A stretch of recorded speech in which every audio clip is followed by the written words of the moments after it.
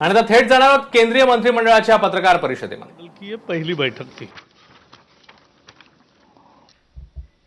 आज प्रधानमंत्री नरेंद्र मोदी जी की अध्यक्षता में केंद्रीय मंत्रिमंडल की आज यानी 1 जून को बैठक हुई। हमेशा बैठक बुधवार को होती है, लेकिन आज दूसरे कार्यकाल का ये पहली कैबिनेट, दूसरे कार्यकाल की 1 साल पूरे होने पर पहली कैबिनेट की मीटिंग है, इसलिए ये सोमवार को आज हुई है, पहला कामकाज का दिन है। तो इसके आज नितिन गडकरी जी है साथ में, जो मुख्य एमएसएमई के बारे में बहुत सारे निर्णय है, और तोमर जी है, एग्रीकल्चर के बारे में निर्णय है। मैं शुरू में जो निर्णय हुआ उसका एक अंश आपके सामने पढ़ता हूं। प्रधानमंत्री श्री नरेंद्र मोदी जी की अध्यक्षता में केंद्रीय मंत्रिमंडल की बैठक आज सोमवार 1 जून 2020 को संपन्न हुई। केंद्र सरकार द्वारा अपने दूसरे वर्ष के कार्यकाल में प्रवेश करने के बाद केंद्रीय मंत्रिमंडल की यह पहली बैठक थी। बैठक में ऐसे ऐतिहासिक फैसले लिए गए जिनका भारत की मेहनती किसानों, सूक्ष्म लघु एवं मध्यम क्षेत्र के उद्योग और रेडी पटरी वालों के रूप में काम करने वाले लोगों के जीवन पर एक परिवर्तनकारी प्रभाव पड़ेगा। सूक्ष्म लघु एवं मध्यम उद्यम, जिन्हें लोकप्रिय रूप से एसएमए कहा जाता है, एमएसएमई, भारतीय अर्थव्यवस्था की रीढ़ है। देश भर के विभिन्न क्षेत्रों में चुपचाप काम करते हुए 6 करोड़ से अधिक एमएसएमईज की एक मजबूत और आत्मनिर्भर भारत के निर्माण में महत्वपूर्ण भूमिका है। कोविड-19 महामारी के बाद प्रधानमंत्री नरेंद्र मोदी जी ने राष्ट्र निर्माण के एमएसएमई की भूमिका को शीघ्र पहचान लिया। इसलिए एमएसएमई को आत्मनिर्भर भारत अभियान के तहत की गई घोषणाओं का एक बहुत महत्वपूर्ण हिस्सा बनाया गया था। इस पैकेज के तहत एमएसएमई क्षेत्र को न केवल पर्याप्त आवंटन किया गया है, बल्कि अर्थव्यवस्था को पुनर्जीवित करने के उपायों के में कार्यान्वयन को भी प्राथमिकता दी गई है। कई प्रमुख घोषणाओं से संबंधित क्रियान्वयन पहले ही शुरू किया जा चुका है। केंद्र सरकार ने आज आत्मनिर्भर भारत पैकेज के तहत अन्य घोषणाओं के प्रभावी क्रियान्वयन के लिए रोडमैप भी तैयार किया है। ये महत्वपूर्ण है और इसमें शामिल है एमएसएमई की परिभाषा में परिवर्तन है। ये व्यवसाय करने को आसान बनाने की दिशा में एक और कदम है और ये एमएसएमई क्षेत्र के निवेश को आकर्षित करने और अधिक नौकरियां पैदा करने में भारत में मदद करेगा।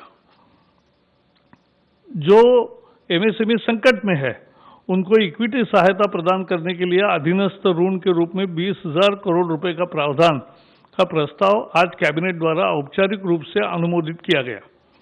इससे 2 लाख ऐसे जो संकट में है ऐसे एमएसएमई को फायदा होगा। एमएसएमई के लिए 50,000 करोड़ रुपए की इक्विटी निवेश का प्रस्ताव भी पहली दफा हुआ है। ये एमएसएमई को ऋण इक्विटी अनुपात के प्रबंधन और उनकी क्षमता वृद्धि में मदद करने के लिए एक ढांचा तैयार करेगा।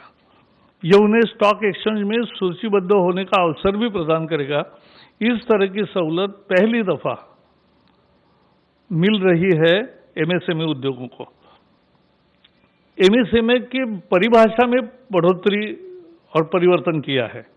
भारत सरकार ने आज एमएसएमई की परिभाषा को और संशोधित किया, क्योंकि जब पैकेज घोषित किया था तो एक संशोधन दिया था, लेकिन आज इकाई की परिभाषा बढ़ाकर 1 करोड़ रुपए के निवेश और 5 करोड़ रुपए का कारोबार कर दिया गया। लघु इकाई की सीमा बढ़ाकर 10 करोड़ रुपए का निवेश और 50 करोड़ रुपए का टर्नओवर कर दिया गया है। इसी प्रकार मध्यम इकाई का निवेश सीमा बढ़ाकर 20 करोड़ रुपए तथा 100 करोड़ की जगह 250 करोड़ रुपए का कारोबार कर दिया गया है। गौरतलब है कि 2006 में एमएसएमई डेवलपमेंट एक्ट के अस्तित्व में आने के 14 साल बाद यह संशोधन हुआ है।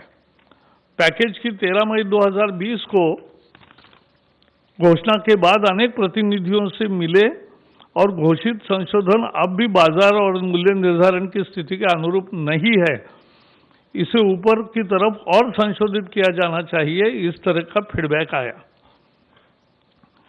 इन आवेदनों को सुनते हुए प्रधानमंत्री ने मध्यम एवं मैन्युफैक्चरिंग सेवा इकाइयों की सीमा को और बढ़ाने का निर्णय किया।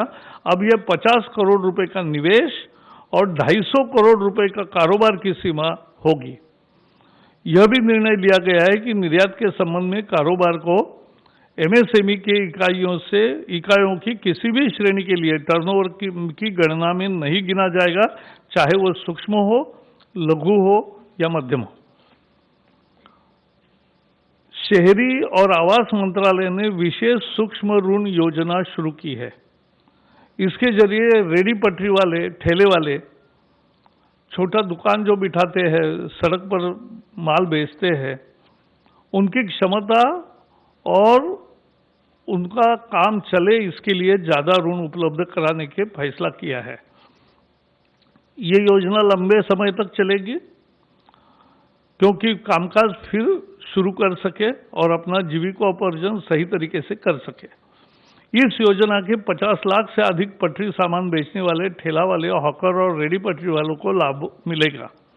इनके द्वारा क्या क्या बेचा जाता है मालूम है आपको? सब्जी है, फल है, तैयार खाद्य पदार्थ है, चाय, पकौड़ा, ब्रेड, अंडा, कपड़ा, चप्पल, किताब, स्टेशनरी की आपूर्ति, बहुत सारे वस्तुएं यहाँ बेची जाती है, हम खरीदते हैं।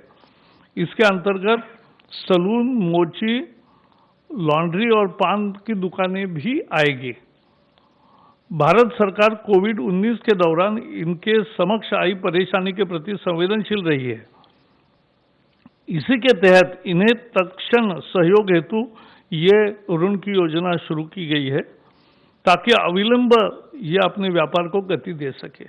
स्थानीय शहरी निकाय इस योजना में क्रियान्वयन में महत्वपूर्ण भूमिका बजाएगा।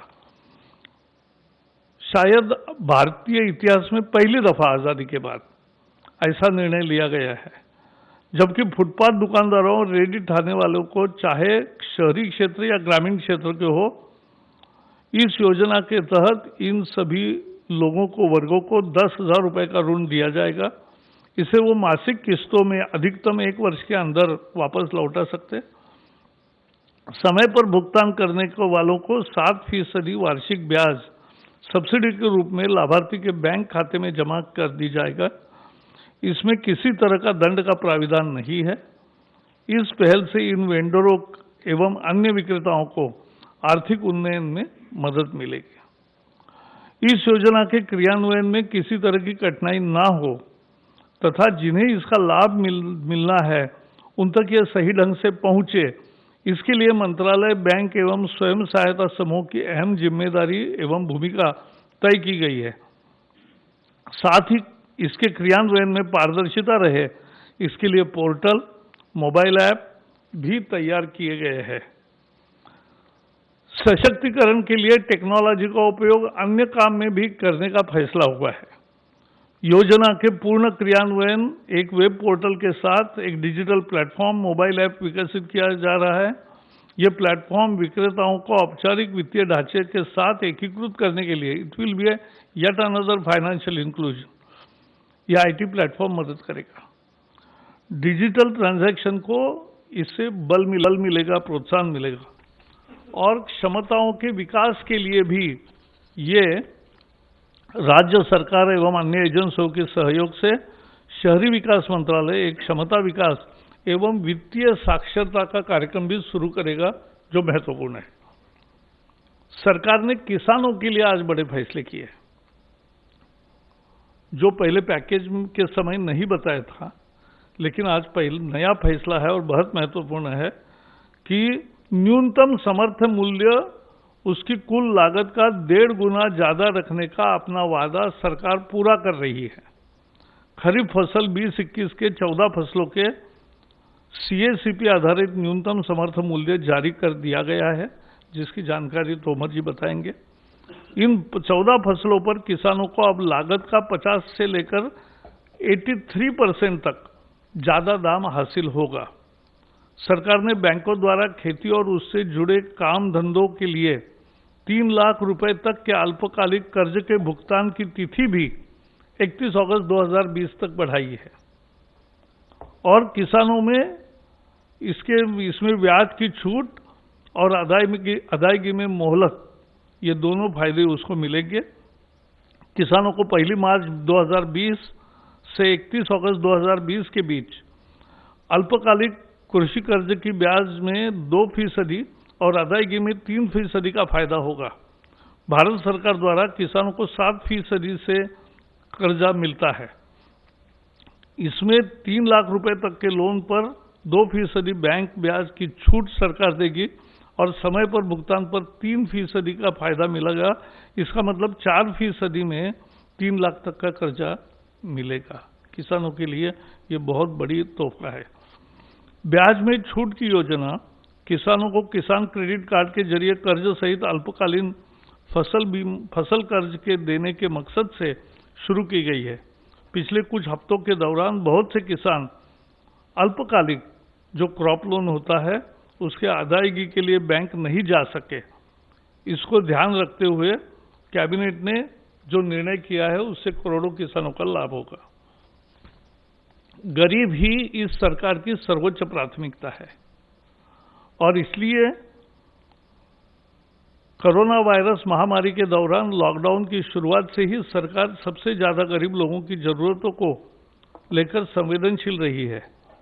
लॉकडाउन शुरू होने के बाद 2 दिन में पहला 1,70,000 करोड़ का पैकेज की घोषणा हुई। 80 करोड़ लोगों को खाद्य सुरक्षा देने से लेकर 20 करोड़ महिलाओं के बैंक खाते में सीधे आर्थिक मदद पहुंचाने तक, गरीब वरिष्ठ नागरिकों, विधवा, दिव्यांगों को आर्थिक मदद देने से लेकर पीएम किसान के तहत करोड़ों किसानों को किस्त के रूप में मदद जैसे कदम उठाए गए हैं। इससे एक ऐसे बहुत बड़े गरीब तबके का फायदा मिला है जिसे लॉकडाउन के दौरान परेशानियों का सामना करना पड़ता, और अगर सरकार फौरी तौर पर ऐसे कदम न उठाती तो ये तकलीफ बहुत होती।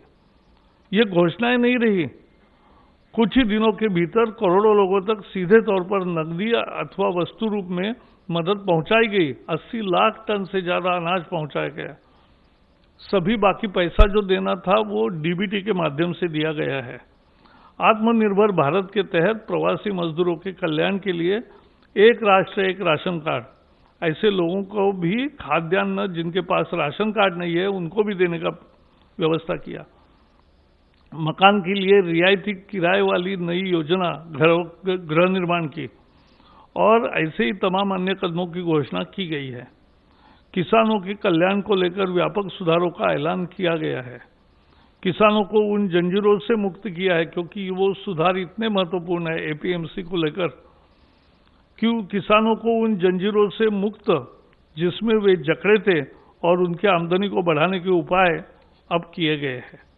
इसके अलावा खेती से जुड़े बुनियादी ढांचे में व्यापक निवेश का भी प्रस्ताव है। खेती से जुड़ी अन्य गतिविधियां जैसे मछली पालन को भी वित्तीय मदद दी गई है। भारत सरकार ने हर मोड़ पर समाज के सबसे जरूरतमंद तबके के साथ एकजुटता दर्शाई और उसकी मदद की है। तो ये आज एक बहुत महत्वपूर्ण फैसला हुआ है, और ये तीनों फैसले किसानों के लिए, समर्थन मूल्य का भी फैसला, ऋण के बारे में फैसला, और एमएसएमई लघु उद्योग, सूक्ष्म उद्योग और मंझले उद्योग का ये किया है। दोनों मंत्री आपके समक्ष है। मैं नितिन जी को रिक्वेस्ट करूंगा कि वो बताएं।